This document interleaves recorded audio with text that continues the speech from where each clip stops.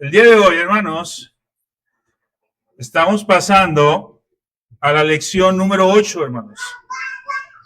Vamos a estudiar dentro de la serie que se expone durante las tardes de los domingos, hermanos. Estudiaremos la lección número 8. Y a la lección número 8, hermanos, le hemos titulado Elección Eterna en Cristo. Recordemos, hermanos, que estamos hablando sobre la creación, el decreto y la providencia, hermanos, ¿sí? Estamos hablando, hermanos, cómo entendemos nosotros,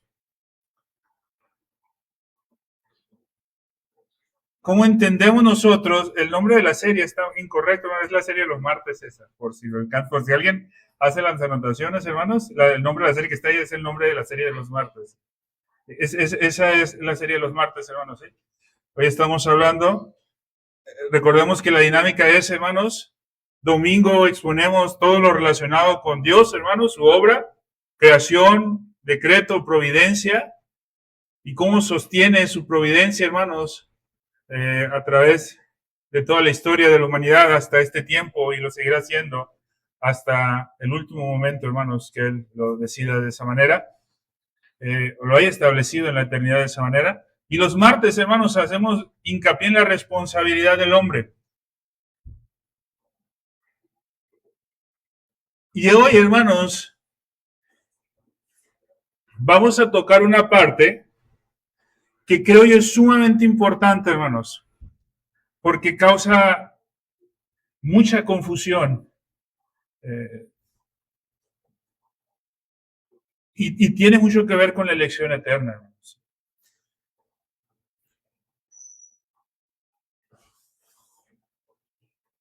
Pero si quisiera, mi hermano, anhelaría, es un deseo, hermanos, de verdad, profundo dentro de mí, que el día de hoy, no esperemos simplemente aprender algo nuevo, hermanos.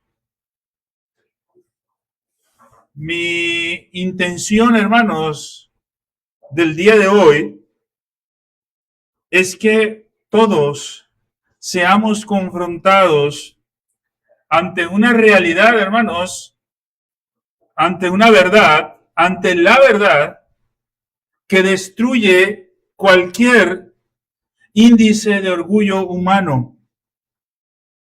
¿Por qué, hermanos? Porque entender la elección eterna de Dios en Cristo destruye todo el orgullo humano y establece la gloria de Dios, hermanos, y da el fundamento de nuestra salvación. Si nosotros entendemos correctamente y bíblicamente lo que es la doctrina de la elección eterna, nos debe llevar a ese punto, hermanos. Humillarnos completamente y enaltecer a Dios. ¿Por qué digo esto, hermanos? Porque si esta doctrina es verdadera, y lo es, hermanos, el testimonio de la Escritura es claro. Entonces, esto quiere decir que nuestra salvación no comienza con nosotros. No comienza, hermanos, con una decisión humana que tomes, aunque las decisiones humanas son importantes y tienen su consecuencia, hermanos. Pero hoy estamos hablando de la salvación. Nuestra salvación, hermanos, no comienza en una decisión, no comienza en una experiencia. No comenzó tampoco, hermanos, en una oración. Ahí no inicia nuestra salvación, hermanos. Nuestra salvación, la salvación de todo el pueblo de Dios, tiene su comienzo en la eternidad. Porque todo esto, hermanos, parte de la mente y la voluntad de Dios. Y esa verdad, entender esa verdad, cambia absolutamente todo.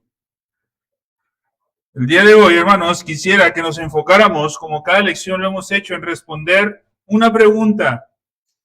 Y la pregunta que vamos a responder el día de hoy, hermanos, es la siguiente. ¿Qué significa que fuimos escogidos en Cristo antes de la fundación del mundo, hermano?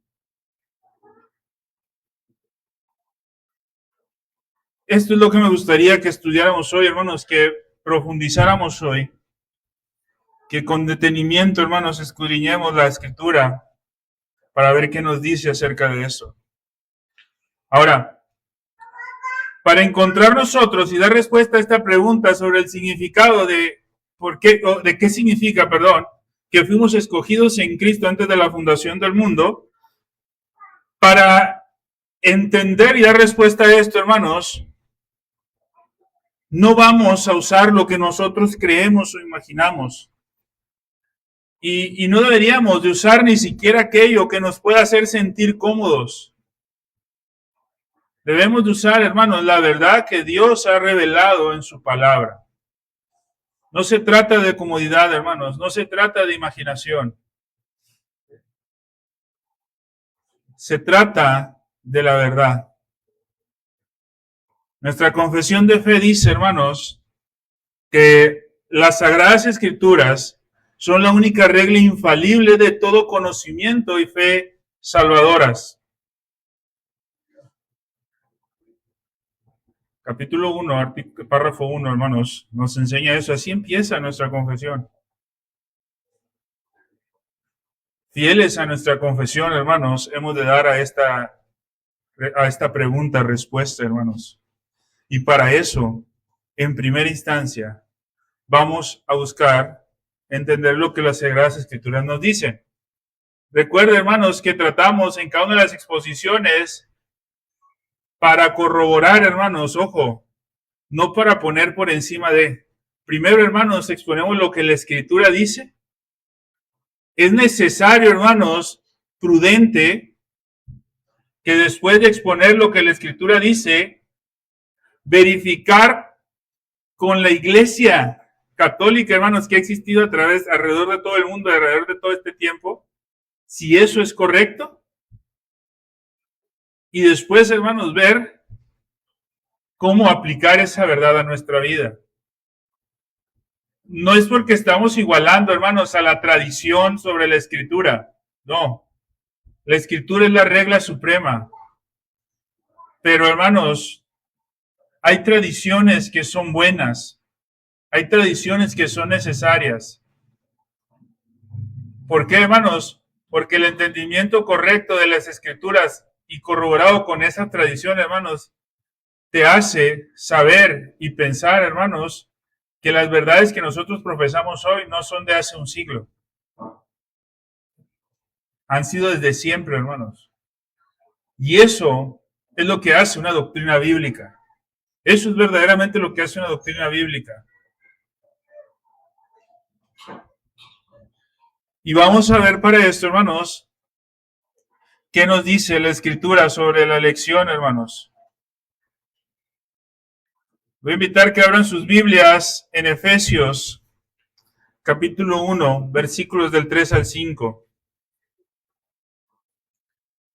Las Escrituras nos dicen en Efesios, hermanos, lo siguiente. Bendito sea el Dios y Padre de nuestro Señor Jesucristo, que nos bendijo con toda bendición espiritual en los lugares celestiales en Cristo, según nos escogió en Él antes de la fundación del mundo, para que fuésemos santos y sin mancha delante de Él. En amor, habiéndonos predestinado para ser adoptados hijos suyos por medio de Jesucristo. Y miren cómo termina, hermanos. Según el puro afecto de su voluntad. ¿Sí? Mi hermano, no hay ambigüedad textual en esto que acabamos de leer, hermanos. Creo que la Escritura es clara. ¿Sí? Y nosotros podemos ver por lo menos 3 cosas en este texto, hermanos, y usted lo puede ir viendo también en la pantalla o en su Biblia. Primero, hermanos, la verdad que encontramos es que nos escogió. Dios nos escogió. Hermano, ¿qué significa esto? Que Dios nos escogió.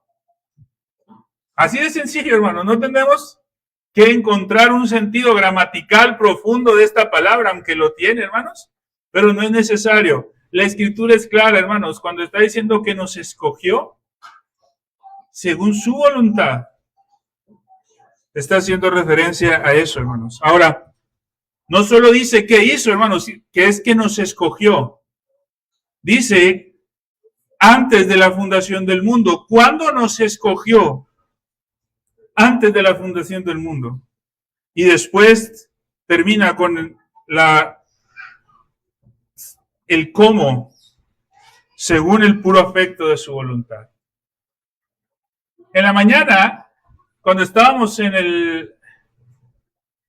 el tiempo, hermanos, entre la celebración de la Santa Cena y el culto, platicaba con un hermano sobre la cuestión de la Santa Cena. Y le platicaba al hermano, el hermano me pregunta mucho sobre la postura de los padres de la iglesia. Y los padres de la iglesia, hermanos, antes de Agustín. Y ahorita vamos a hablar un poco acerca de eso, hermanos, porque me pregunta mucho referente a este tema. Sobre la cuestión de la elección y la responsabilidad humana, la soberanía de Dios, cómo conciliar la responsabilidad humana con la soberanía de Dios y esto, cómo una no quita lo otro, hermanos, y etcétera, etcétera. Y le decía, hermano, por la tarde vamos a hablar un poco de esto en la iglesia, pero le decía, hace mucho tiempo, no recuerdo hace qué tanto, hermanos, y en ese momento se me fue de la mente. Después supe ya que el libro, hermanos, leí un libro donde hablaba de el culto público de las iglesias, de las primeras iglesias de los primeros siglos, hermanos. No específicamente los primeros 3, pero sí los primeros 6 siglos, hermanos. Todo, cómo era su práctica, cómo era su liturgia. Y le decía, y algo que me llamó mucho la atención es que en la celebración de la Santa Cena, y no digo que no esté bien, hermanos, está bien. En la actualidad, hermanos, se hace mucha referencia en la Santa Cena al sacrificio de Cristo en la cruz para el perdón de nuestros pecados. Y no digo que esté mal, hermanos, está bien. ¿Por qué, hermanos? Porque la Biblia nos enseña eso. Pero, hermanos, desde que yo miré esa práctica, hermanos, en ese libro, en el tiempo que me corresponde en la celebración de la Santa Cena, orar, nunca dejo pasar esto, hermanos. En la iglesia antigua, hermanos, tenían la costumbre de recitar palabras, hermanos. Los credos, los salmos, etcétera. El Padre Nuestro, hermano. Y dentro de la liturgia de la Santa Cena, hermanos, había una oración que era comúnmente recitada. Y esa oración, hermanos, a mí me encantó, hermanos, cuando leí esa oración, perdón. De la Santa Cena, hermanos, en agradecimiento a la Santa Cena, hacía referencia, hermanos, a la elección de Dios en un mundo caído. Pero resaltaba la elección, hermanos, porque hablaba, hermanos, de la invitación a la cena de los predestinados para salvación, de los elegidos para salvación, no bien lo nombraba la oración. Y luego hacía referencia, hermanos, y me encanta esa referencia que hacían uso en ese tiempo, hermanos, como el trigo se esparce al sembrarse, y después de la siembra, en la cosecha, ese trigo se junta, y después de cierto proceso se elabora el pan con el que se celebra la Santa Cena. Decían, de esa misma manera, como se esparce el trigo y después se junta para formar un solo cuerpo, le agradecían a Dios porque de esa manera Él esparció alrededor del mundo a todos los elegidos para salvación y los reúne en un solo cuerpo. ¿Sí? No todo el trigo que se tira, hermanos, forma parte de un mismo pan, pero sigue siendo trigo. Y la oración hacía referencia a esto. De la misma manera que esparzas el trigo y luego juntas para formar un solo pan, de esa misma manera agradecían porque había esparcido a los elegidos en su nombre desde la eternidad alrededor del mundo. Y luego dice, de los 4 puntos de la tierra, los puntos cardinales, tú los juntas en un solo cuerpo. Y esa oración era practicada desde las iglesias de los primeros siglos. Y digo esto, hermanos, porque muchos piensan que en el sentido formal de la doctrina de la elección, de la predestinación, se dio después de Agustín. Y eso no es verdad, hermano. Eso no es verdad. Pero ahorita vamos a ir viendo, hermanos, este desarrollo. Entonces, regresando a Efesios, hermanos, nosotros podemos ver claramente que la elección no ocurre en el tiempo. Antes de la creación del mundo, hermanos, antes de que existiera el tiempo, como nosotros lo conocemos hoy, Él ya nos había elegido. ¿Sí? No ocurre la elección, hermanos, en respuesta a algo que Dios vio en nosotros. La Escritura nos habla de una presencia, hermanos. Para muchos, y lamentablemente para la gran mayoría en el mundo evangélico actual, la presencia de Dios, hermanos, es Dios fue al futuro, vio que alguien lo iba a elegir, regresó en el tiempo y entonces por eso dicen que los ha predestinado para salvación. ¿Sí? Pero eso no es verdad, hermanos. Eso es mentira, no pudiera ser, hermanos. No hay absolutamente nada que Dios haya aprendido. Y mucho menos, hermanos, que nos haya salvado por algo que vio en nosotros. ¿Por qué, hermanos? ¿Por qué no es posible que Dios nos haya salvado? ¿Por qué no es posible que Dios haya salvado con base a algo que vio en nosotros? Porque cuando nos eligió, hermanos, puede sonar contradictorio quizás, hermanos, pero la Biblia lo dice claramente. Aún no existíamos. Antes de la creación de todo, Él nos eligió. Automáticamente eso descarta cualquier mérito humano que nosotros podamos haber tenido o que Él pudiera haber aprendido de nosotros. Segunda de Timoteo, hermanos, 1:9, dice, hermanos, quien nos salvó y llamó con llamamiento santo, no conforme a nuestras obras, sino según el propósito suyo y la gracia que nos fue dada en Cristo Jesús antes de los tiempos de los siglos, hermanos. Nuevamente, hermanos, no por obras de nosotros, conforme a su llamado santo, no conforme a nuestras obras, sino conforme al propósito de Él, hermanos. ¿Sí? Romanos 8, 29 y 30, hermanos, afirma la continuidad de este propósito divino, hermanos. Dice, porque a los que antes conoció, también los predestinó para que fuesen hechos conforme a la imagen de su Hijo, para que Él sea el primogénito entre muchos hermanos, y a los que predestinó, a estos también llamó, y a los que llamó, a estos también justificó, y a los que justificó, a estos también glorificó.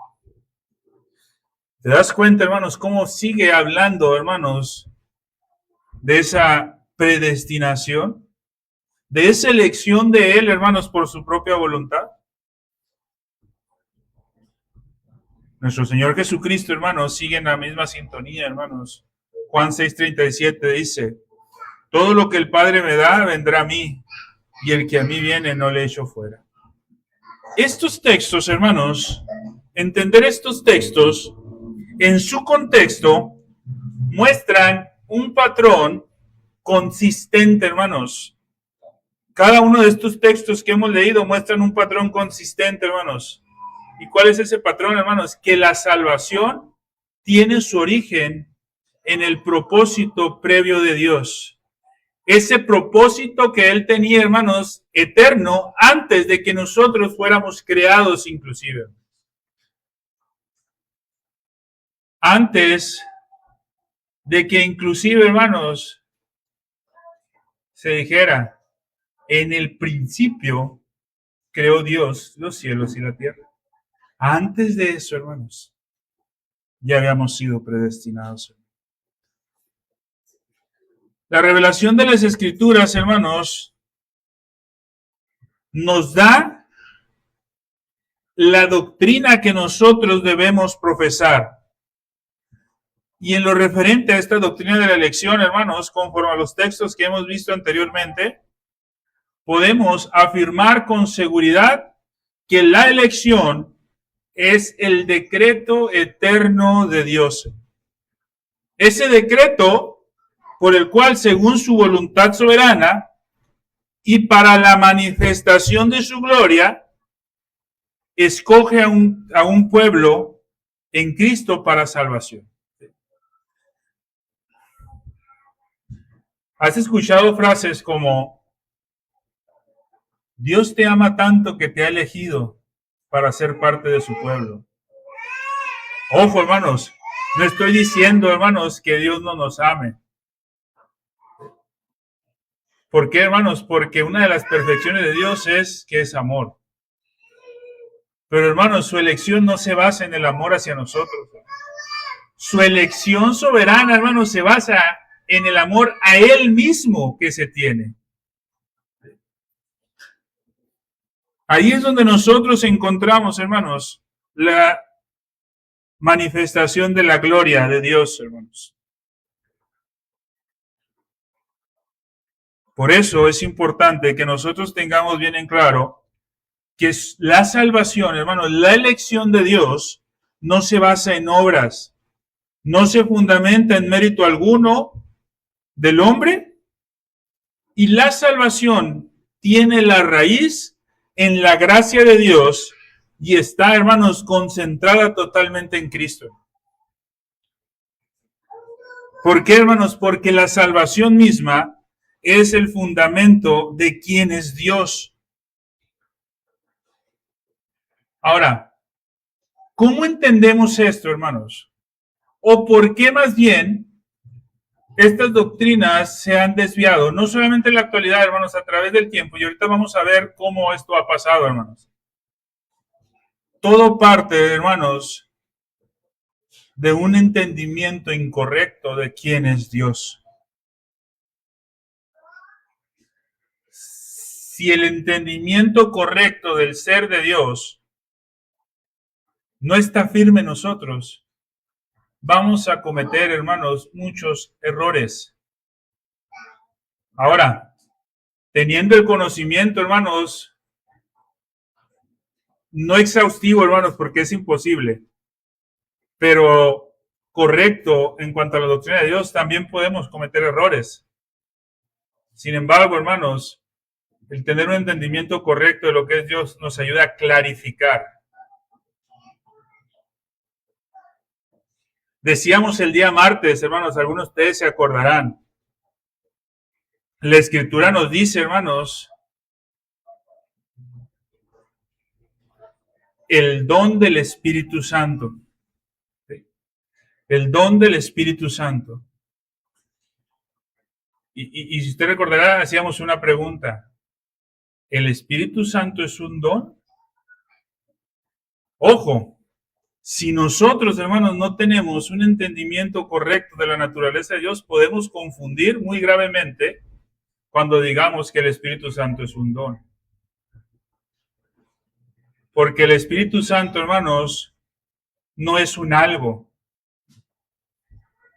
Como los dones espirituales, hermanos. Él reparte los dones espirituales. Pero Él en sí, hermanos, en su ser no es un don. Él es Dios, hermanos. ¿Sí? Es la tercera persona de la Trinidad. Es Dios mismo. No es un algo, hermanos. Entonces, si nosotros decimos que el Espíritu Santo es un don, pero lo entendemos como uno de los dones que tenemos cada uno de los cristianos, estamos cometiendo un error, hermanos. Porque en ese sentido, el Espíritu Santo no es un don. El Espíritu Santo es Dios, que se dio a nuestra vida, hermanos, como Dios distribuye los dones, como un regalo. ¿Sí? Pero no forma parte, hermanos, de un don como lo forman los dones espirituales.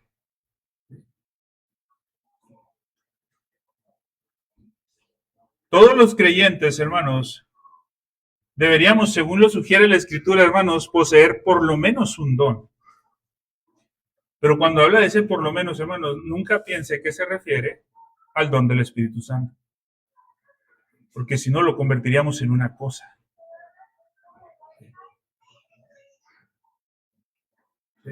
Es el don, hermano, el Espíritu Santo es Dios. Cuando nosotros, hermanos, tenemos una doctrina donde empezamos a errar en el entendimiento de lo que es Dios, hermano, muchas otras doctrinas se van a ir cayendo. ¿Sí? Alguien dijo por ahí, hermanos, y creo yo que es muy correcto, sin teísmo clásico no hay verdadera reforma, y eso es totalmente cierto. Porque muchas iglesias se movieron al movimiento de la reforma, hermanos, pero siguieron predicando a un Dios que no es el Dios de la Escritura.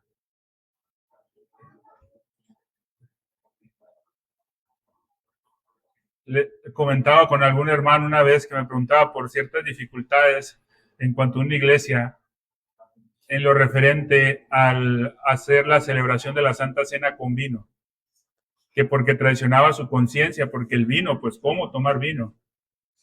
Le decía, hermano, cuando alguien tiene un concepto deficiente de lo que es Dios, se le va a hacer una locura que le pidan celebrar la Santa Cena con vino. Pero cuando alguien tiene un concepto correcto de quién es Dios, dime si no, hermanos, se nos va a hacer una irreverencia total celebrar la Santa Cena con jugo de uva. O juguito de ese Jumex o jugo de cualquiera por no decir alguna marca.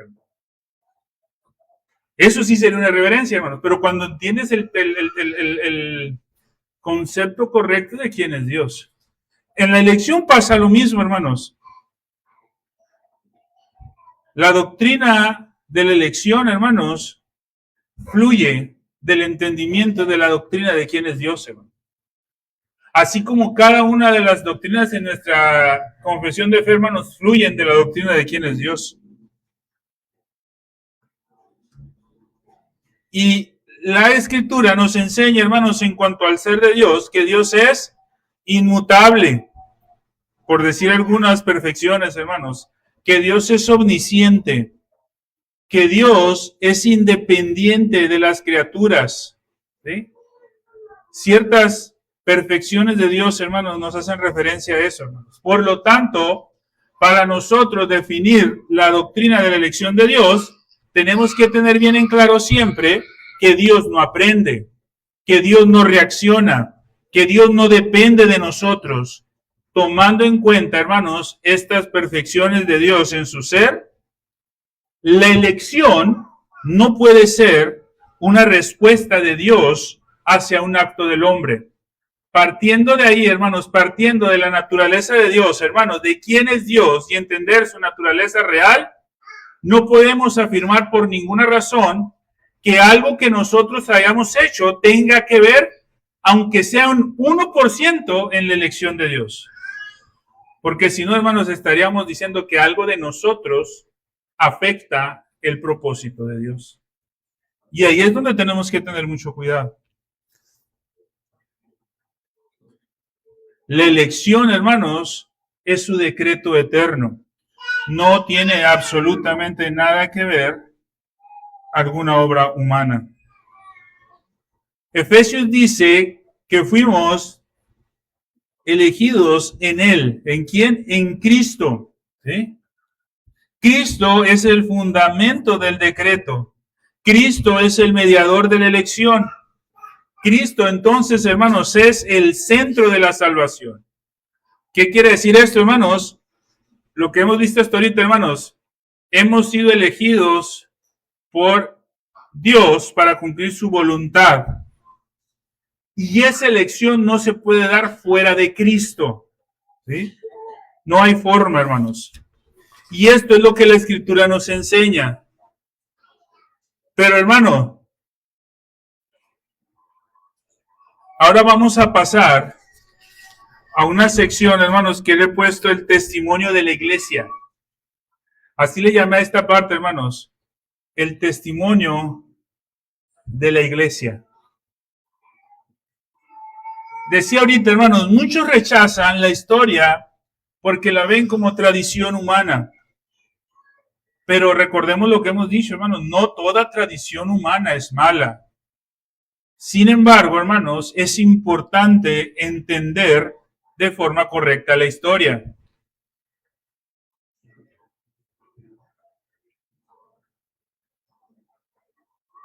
Cuando alguien me pregunta, hermano, ¿qué padres de la iglesia me recomiendas estudiar? Siempre, hermanos, mi recomendación ante eso va a ser primero la advertencia. ¿Estás seguro que quieres estudiar a los padres de la iglesia? ¿Por qué, hermanos? Porque estudiar a los padres de la iglesia, hermanos, trae mucha bendición para nuestra vida, mucho crecimiento, hermanos, mucho entendimiento.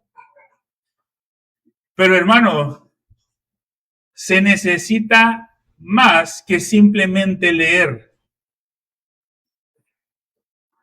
Lamentablemente, hermanos, muchos estamos acostumbrados, o bueno, más bien se está acostumbrado a no leer. ¿Y qué empezamos a hacer, hermanos? ¿O qué empiezan a hacer muchas veces, hermanos? Empiezan a aprender, sobre todo aquellos que van entendiendo cuestiones de la reforma. Empiezan a agarrar textos aislados de los padres y empiezan a afirmar verdades que no necesariamente ellos quisieron decirlo de la forma en la que lo están diciendo. Porque, hermanos, son complicados. Pero ojo, hermanos, entender la tradición de los primeros 6 siglos, hermanos, por decir fechas, entender la doctrina, cómo se desarrolló. Sabemos, hermanos, que el fundamento de una iglesia y quien la mantiene firme y fiel es Dios, hermanos, en la obra del Espíritu Santo. Pero una iglesia, hermanos, que rechaza la historia y rechaza todas las enseñanzas, cómo fueron articuladas, es muy probable, hermanos, que esa iglesia va a tener desvíos doctrinales muy serios. ¿Sabes cuándo empieza el declive de Roma, hermanos? Cuando Roma, en su mayoría, sin darse cuenta, empezaron a rechazar lo que la iglesia antigua había afirmado. Sin darse cuenta, poco a poco empezaron a rechazar. Y si bien es cierto, hermanos, se quedaron con la recitación del credo de Nicea Constantinopolitano, la recitación del Padre Nuestro, muchas prácticas litúrgicas se quedaron, hermanos. Lamentablemente, hermanos, se fueron desviando de la verdad fundamental, hermanos. ¿Y sabes cuál es una de esas verdades fundamentales en las que se desviaron, hermanos? De la salvación por gracia. Y empezaron a aplicar la salvación por obras.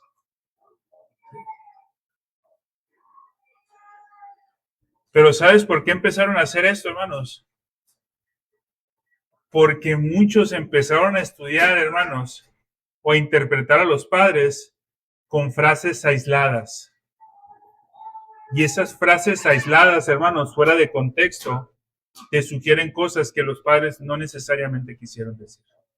Y eso es lo que me gustaría que viéramos ahorita, hermanos, cómo se fue desarrollando la doctrina de la elección. Ya vimos, hermanos, que aparece en la Biblia, pero cómo fueron desarrollándola a través del tiempo, hermanos.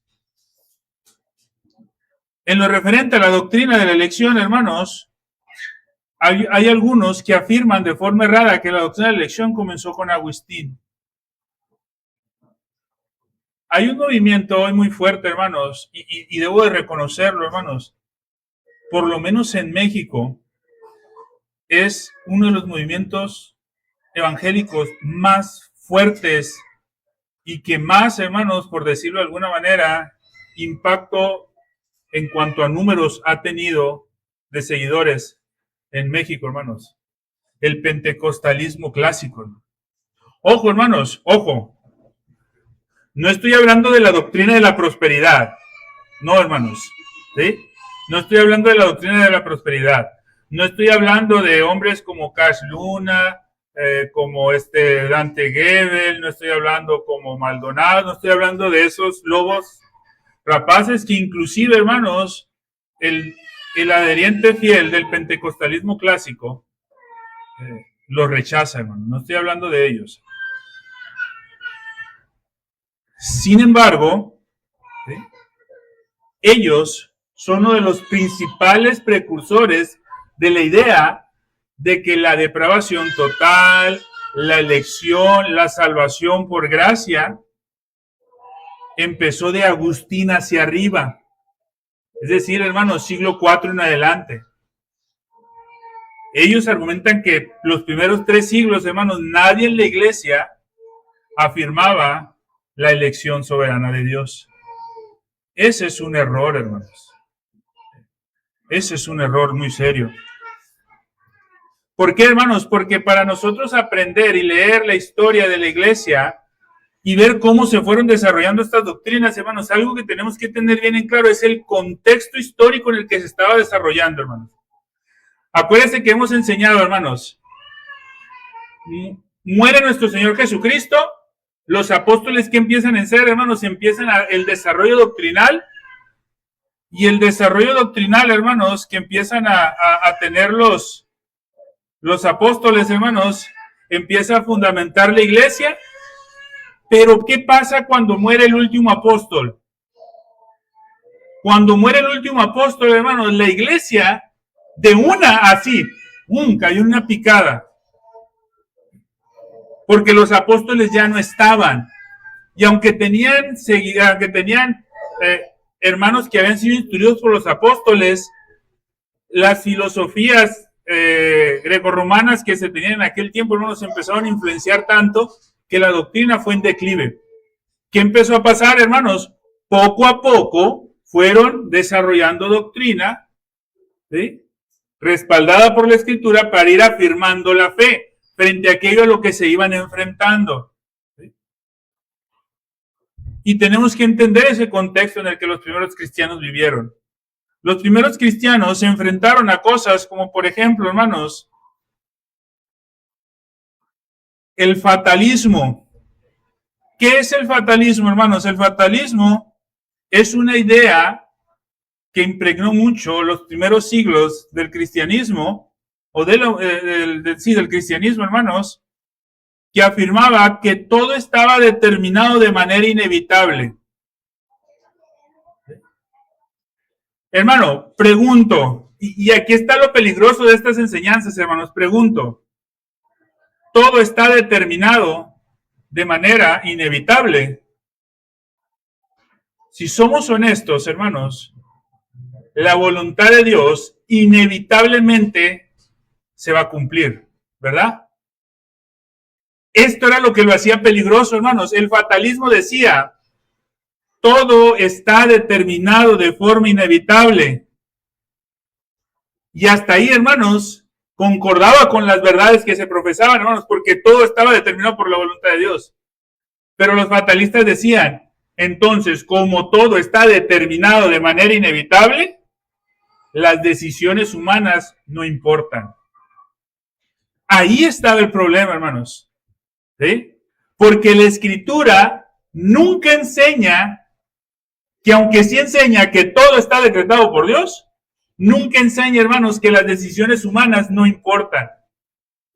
Siempre enseña que las decisiones humanas tienen su consecuencia, hermanos. Siempre enseña que las decisiones humanas tienen su consecuencia. Entonces decían, en el fatalismo, todo está determinado de manera inevitable, entonces las decisiones humanas no tienen un efecto real sobre el resultado final. A eso se estaban enfrentando las iglesias, hermano. Otro también se le conocía como determinismo estoico. Estos enseñaban que todo ocurre conforme a un destino racional. ¿Sí? Entonces, hermanos, uno decía que todo estaba determinado de Faul. Otros decían, todo ocurre conforme al razonamiento de un ser superior. Y a este, hermanos, le llamaban el Logos. ¿Te suena? ¿Eh? A este le llamaban el Logos. Esto es peligroso, hermanos, porque enseñaban que Dios es un ser razonable, pero no es una persona. ¿Sí? Dios, hermanos, es personal, trascendente y distinto a la creación. Ahora, ¿a qué llevó esto, hermanos? A que vieran a Dios en todo. Oye, hermano, pero que no eso es bueno. Tenemos que tener mucho cuidado. Eso que está ahí, decían ellos, puede ser Dios. ¿Y qué empezaban a hacer? Pues le daban culto a eso. ¿Sí? Eso, hermanos, era peligroso. Tenemos el gnosticismo también, que se enfrentaron a ello. El gnosticismo, hermanos, sostenía que las personas estaban determinadas por su naturaleza espiritual. Salvos o no, todo estaba determinado por su naturaleza espiritual. ¿Sí? Cuando nosotros vemos esto, hermanos, tenemos que entender que ese es el mundo en el que estaban viviendo los padres de la iglesia en los primeros 3 siglos, hermanos. Ante esto, hermanos, los padres afirmaron 2 cosas. Dios gobierna soberanamente, pero el ser humano es responsable de las decisiones que toma. Por esa razón, hermanos, enfatizaban en la responsabilidad humana, enfatizaban en el llamado al arrepentimiento y en la realidad del juicio. Esta idea, los que se enfrentaron en aquel tiempo, hermanos, sigue siendo vigente hoy, hermanos. Hoy vemos muchas personas, hermanos, afirmar, es que yo así nací, así soy. Hermano, eso es un fatalismo. Es que así soy. Ten cuidado cuando uses eso como excusa, hermanos. Pero es que yo soy así. No, hermano. Cada uno de nosotros podemos, hermanos, hacer lo que esté en nosotros para cambiar aquello que sabemos que es correcto, pero que muchas veces no nos gusta hacerlo.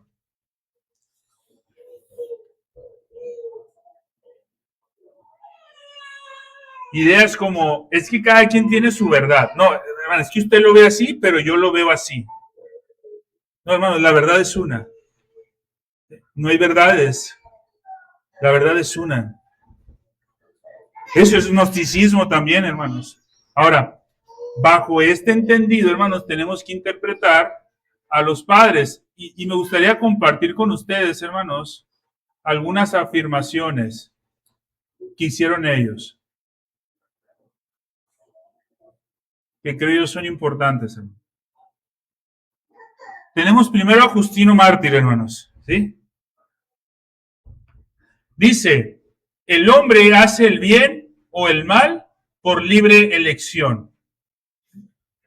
Para muchos, esta frase pudiera ser 100% arminiana.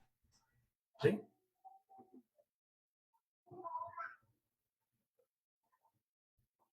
Hermano, si recuerda, igual lo voy a explicar mejor, la diferencia entre sinergismo y monergismo. La diferencia, hermanos, entre sinergismo y monergismo es que sinergismo nos hace referencia a que en la salvación Dios y el hombre tienen participación. En el sinergismo dicen, no, es que mira, Dios ha hecho el 99.9% para que seas salvo. Tú tienes que hacer ese 0.01%. Cuando decimos ese 0.01%, hermanos, estamos diciendo un 0.01% que falta para completar el 100. ¿Sí? El 100 no puede llegar al 100 sin ese 0.01%. Cuando decimos, hermanos, que la salvación es 99.9 de Dios y 0.01% del hombre, estamos hablando de sinergismo. ¿Sí? Y hay otros que dicen, no, es que la salvación depende enteramente de Dios. En el 100%. Ese es el monergismo. ¿Sí? A ver, hermano, levante la mano. ¿Quién cree que el monergismo es correcto? Ahí los que no le levantaron se inclinan por el sinergismo, hermanos. ¿O qué pasó? ¿Ah? Creemos, hermanos, yo creo que no trata de mucha explicación. El monergismo y lo que hemos visto sobre la elección nos enseña que esa es la postura correcta. Muchos dicen, ese lenguaje, como el de Justino Mártir, es sinergista. ¿Por qué? Porque dice, el hombre hace el bien o el mal por libre elección. Y voy a leer otra más. Cada uno será juzgado según sus obras. Pregunto, hermanos, ¿habrá mentira en esto que dice Justino Mártir? No, hermanos, la realidad es que cada uno será juzgado según sus obras. Y la Escritura así lo dice. ¿Sí? ¿Podemos hacer nosotros el bien o el mal? Sí podemos, hermanos. Ayudar al prójimo es hacer el bien. Lo podemos hacer. Entonces, hermano, el punto es que Justino Mártir lo que estaba haciendo, hermanos, no es que estaba defendiendo la soberanía de Dios, estaba explicando la responsabilidad del hombre, pero nunca niega la soberanía de Dios. ¿Sí? Si bien es cierto, hermanos, Justino Mártir no desarrolla una doctrina explícita de la gracia soberana. ¿Sí? ¿Por qué no la desarrolla, hermanos? Porque, ojo, el que todo dependía de un ser superior, hasta los incrédulos aceptaban eso. O sea, él no tenía la necesidad, hermanos, de afirmar la soberanía de un ser superior, porque todos aceptaban eso. El problema, hermanos, en aquel tiempo, era que porque aceptaban eso, rechazaban lo otro. Y ahí se empezaba a ver ese conflicto, hermanos. Por eso Justino Mártir escribe de esta manera. Pero no es el único, hermanos. Está Ireneo de León. ¿Sí? Ireneo de León, hermanos, escribe un libro que se llama Contra las herejías. Queremos aprender un poco sobre las doctrinas y cómo fue el conflicto doctrinal en aquellos tiempos, hermanos. Leer Contra las herejías de Ireneo de León es un libro muy bueno. Son 5 libros, hermanos, que hablan muchas verdades, hermanos, muy buenas. En el libro 4, hermanos, Ireneo de León dice lo siguiente, hermanos. El hombre ha sido hecho libre para amar a Dios. ¿Sí? El hombre ha sido libre para amar a Dios. Esto podría, así de forma aislada, hermanos, ser un error. Le digo por qué, hermanos, porque estamos de acuerdo, hermanos, que en nuestra naturaleza caída, ¿sí? ¿El hombre puede amar a Dios en la naturaleza caída? No.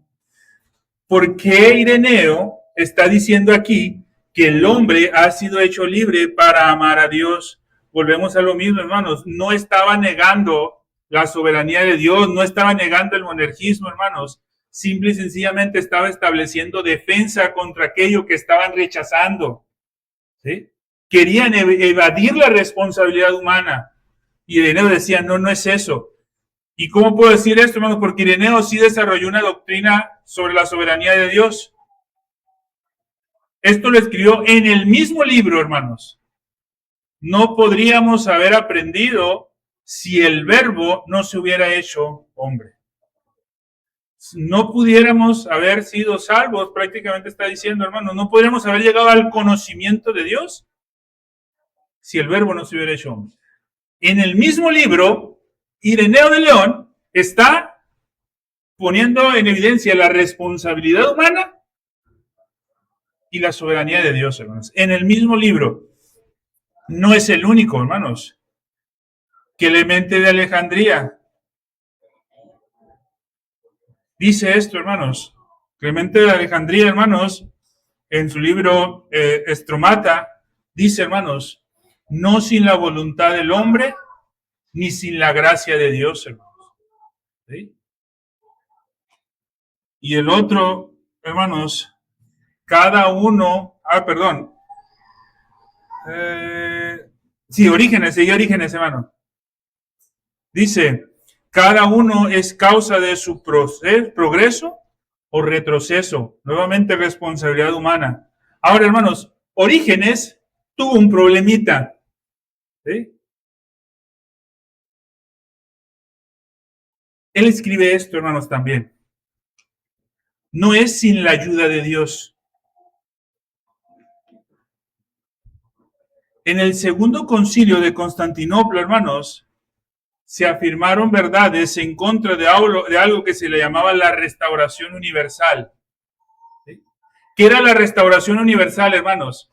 Era una creencia que fue fundamentada mucho por Orígenes, y por eso traje esas frases de Orígenes, en donde decía, hermanos, que todos, absolutamente todos, podían ser salvos, incluyendo los ángeles que pecaron con Satanás.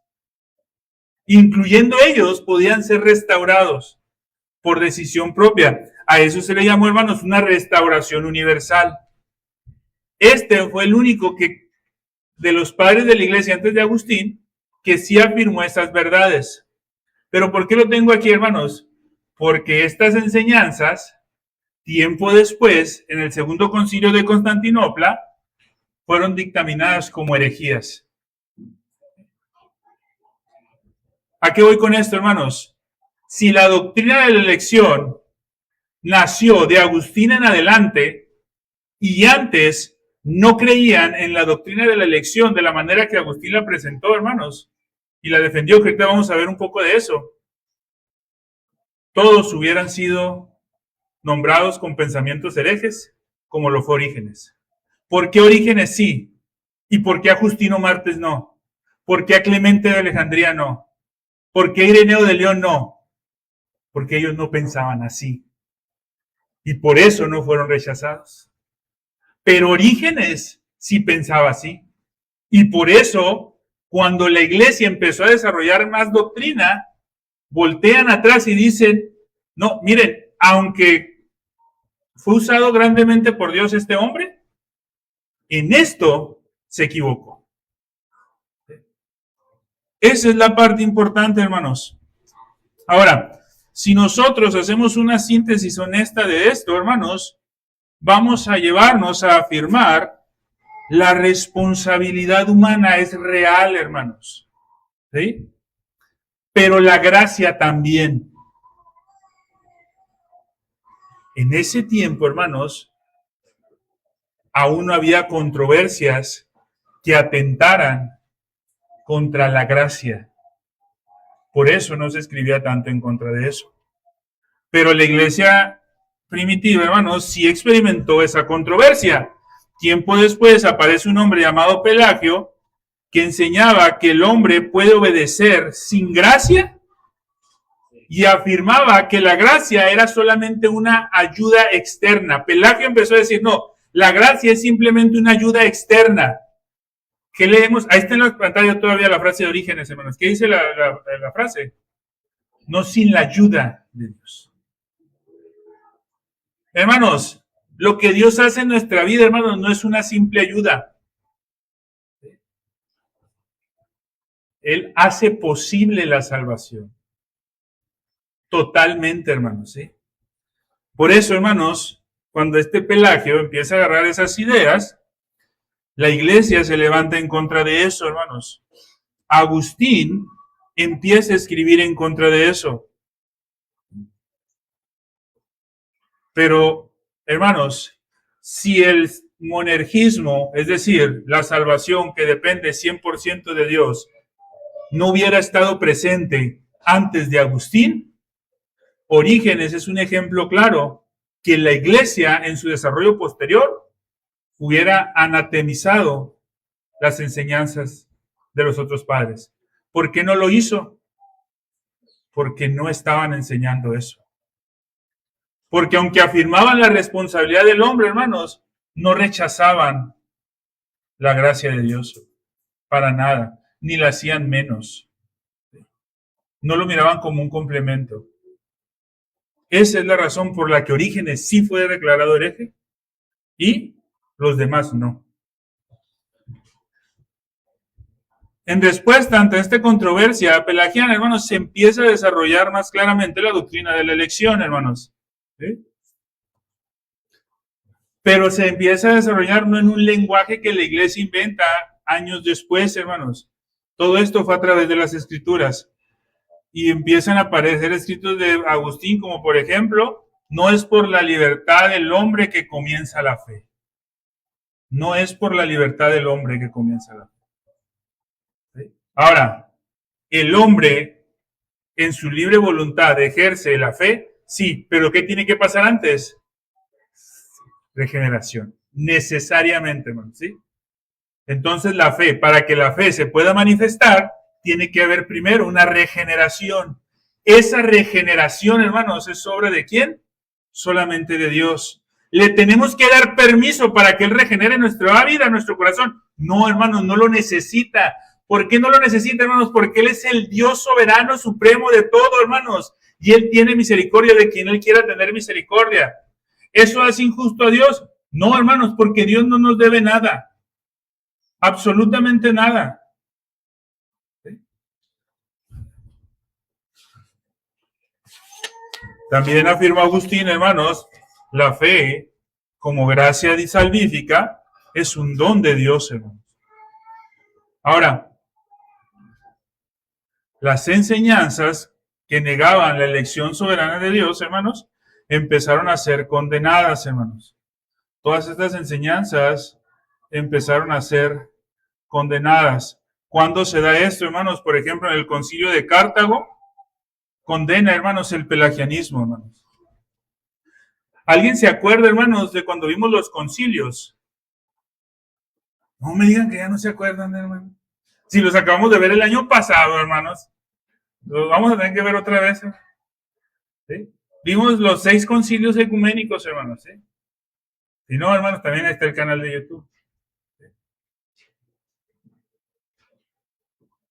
Nadie se va a acordar de este concilio de Cartago, hermanos, porque ni siquiera lo vimos. El concilio de Cartago, hermanos, no fue un concilio ecuménico. El concilio de Cartago, hermanos, fue un concilio celebrado por el norte de África y ahí se condena el pelagianismo.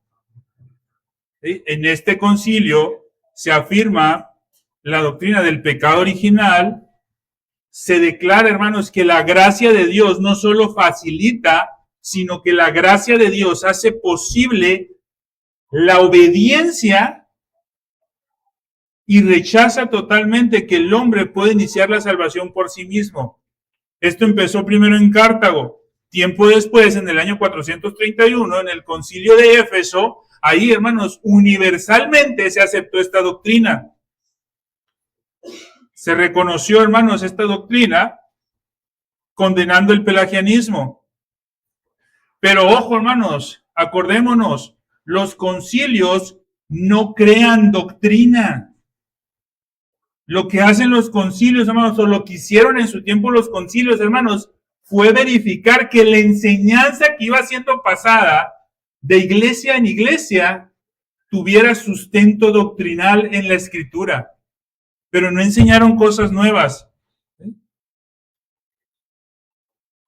Luego, ya más adelante, hermanos, en el 529, en el concilio de Orange, se afirma la necesidad de la gracia.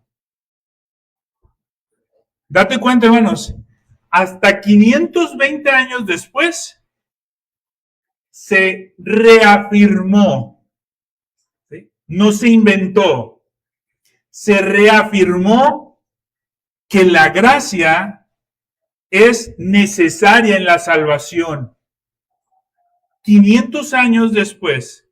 ¿Eso quiere decir que 500 años antes no creían que la gracia era necesaria para la salvación? No, hermanos.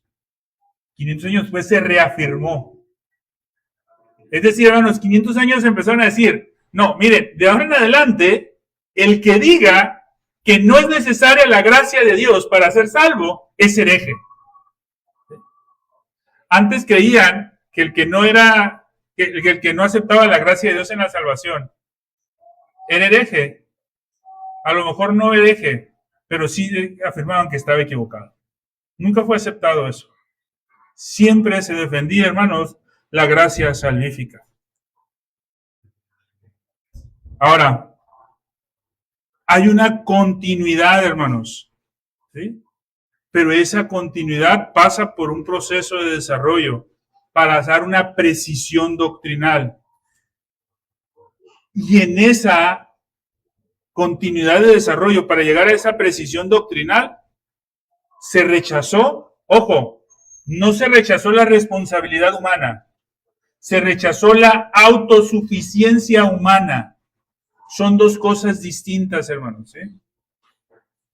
Ahora, muchos podrían decir a esto, no, no es justo. No, mi hermano, sí es justo porque todos pecamos. Es justo, hermanos, que todos nos vayamos a la condenación en el infierno. Eso es justo, hermanos. ¿Sí? La salvación es por gracia. Pero es que Dios ve quién va a tener fe. No, hermanos. Los textos que decimos ahorita afirman totalmente lo contrario. Bueno, entonces, entender eso debe eliminar la responsabilidad humana. No, hermanos. La soberanía de Dios no niega la realidad humana. Ambas son verdad, hermanos. La salvación comienza con Dios. La salvación es obra de Dios y la salvación es para la obra de Dios, hermanos. Pero el hombre es responsable. No saquemos esto nunca, hermanos. No nos excusemos en la providencia de Dios, hermanos, o en el decreto de Dios para consecuentar mis pecados y mis fallas. Tengamos mucho cuidado de hacer eso, hermanos.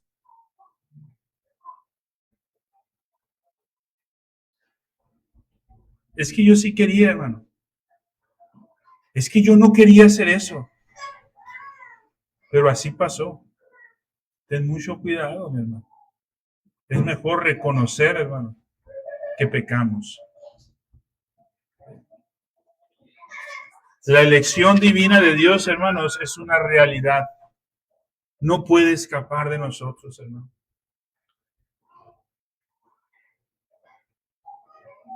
Alguna vez escuché a alguien decir, es que los calvinistas no predican el evangelio. No, hermanos. Predicamos el evangelio. Predicamos la soberanía de Dios. El problema es que muchos de tinte calvinista han negado la responsabilidad humana y ese es el problema.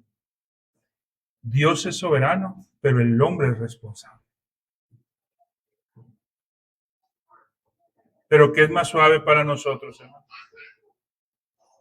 Hermano, ¿vas a venir en la tarde? Si Dios quiere. Espérate tantito, hermano. Hay que tener mucho cuidado. O sea, ¿cómo sé que Dios quiere? 6 días trabajas y uno ¿qué? Reposas. No, hermanos, Dios quiere que su pueblo se reúna. No somos tan especiales, hermanos, como para decir, ¿sabes qué, mi hermano Hugo? El día de hoy no quiero que te reúnas a adorarme. El día de hoy no. El día de hoy descansa. No, hermanos, somos responsables cada uno de nosotros. Ahora, hermanos, totalmente entendible, hermanos, cuando hay cuestiones de salud que se escapan o situaciones extraordinarias que se escapan de nuestras manos. Totalmente entendible, hermano. Pero tenemos que cuidar, hermanos. Somos responsables delante de Dios. Entender la soberanía de Dios, hermanos, no niega nuestra responsabilidad. Y eso, hermanos, no es legalismo. Y eso no es salvación por obras, hermanos. Eso es, hermanos, doctrina bíblica. Somos responsables. Vamos a orar, hermanos, para finalizar el día de hoy. Oramos. Padre Santo, Señor, gracias te damos, mi Dios, por la oportunidad que nos das en este día de poder reunirnos, mi Dios, como tu pueblo, a glorificar y exaltar tu santo nombre. Padre, porque nos has permitido este día poder tener la comunión con nuestros hermanos por la mañana, poder, mi Dios, celebrar la Santa Cena y compartir alimentos, así como ser edificados en tu palabra, mi Dios. Te agradecemos, mi Dios, por ello. Te agradecemos también porque por la tarde nos has permitido a cada uno de nosotros poder venir y congregarnos, mi Dios, para tu honra.